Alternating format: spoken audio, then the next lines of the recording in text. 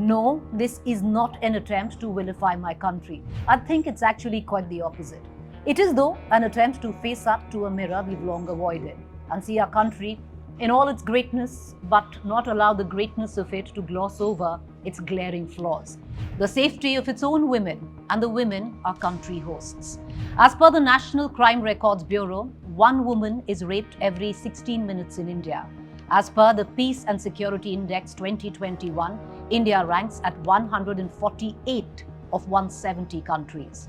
As per the World's Safest Countries Ranking 2022, India placed 37th for safety for women out of the 42 most popular country for travelers.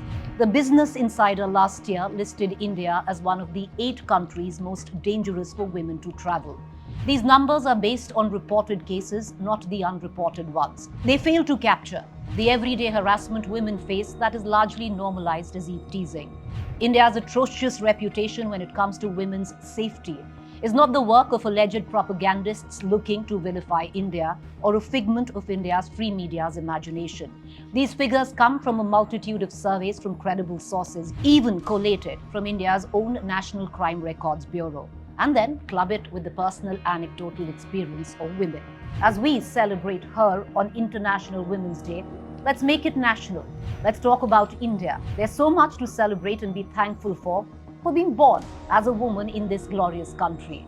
But as we celebrate, let's reflect. And if we don't reflect, then we do the biggest injustice to a land we claim to love so deeply, be it India or Bharat. One incident last week shook, stunned, and appalled us. A Spanish tourist accused 7 men of gang rape in the state of Jharkhand, once again raising questions about the safety of travel in India for women. It should be a critical point for our country.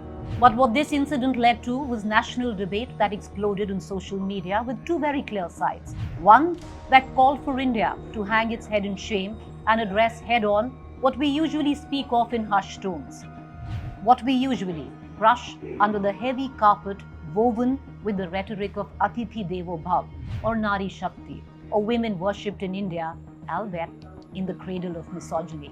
This was one side. Now to the other side, up in arms on how this was one incident that was being used to vilify, defame, demonize an entire culture and the country.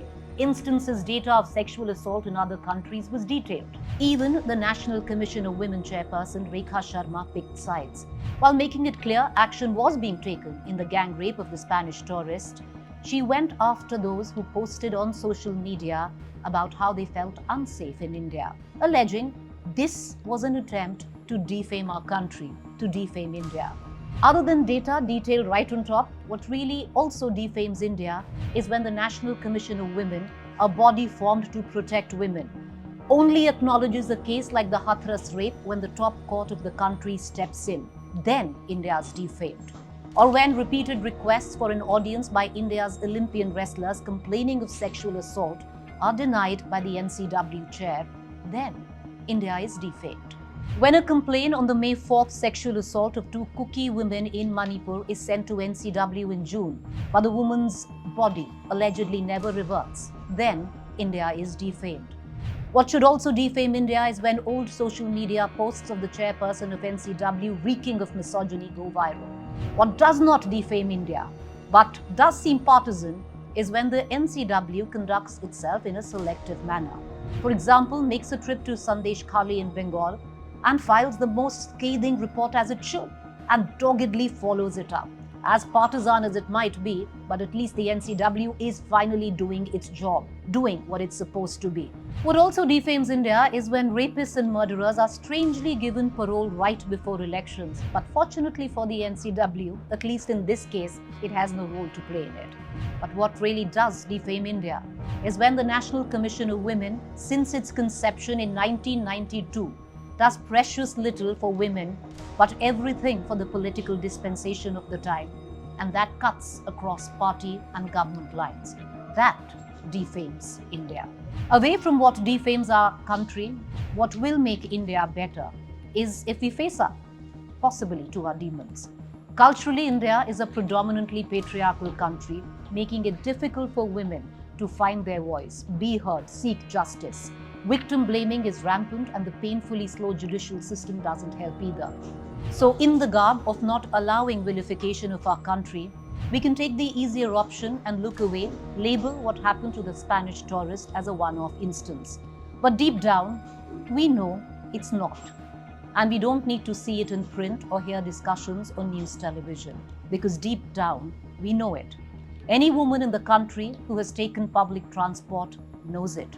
If she's walked down an empty street, she knows it. If she's driven even in her own car at night through a deserted patch, she knows it. If she's lived in our country, she knows it. And all the men, even those who say that their country is being vilified, do look at their watch every time their mother, daughter, sister, wife, friend steps out alone. You know it when you look down on your shoes when you see another man press up against a woman on a public bus. You know it. You know it if instead of looking down, you do decide to call out the harasser. You know it. And you all know who you are. It's most of us. And Ms. Rekha Sharma, the chairperson of NCW, who said that the country is being defamed. If you think about it and look deep down within yourself, you also know it, Ms. Rekha Sharma. For more informative videos like this, keep watching India Today News Mo.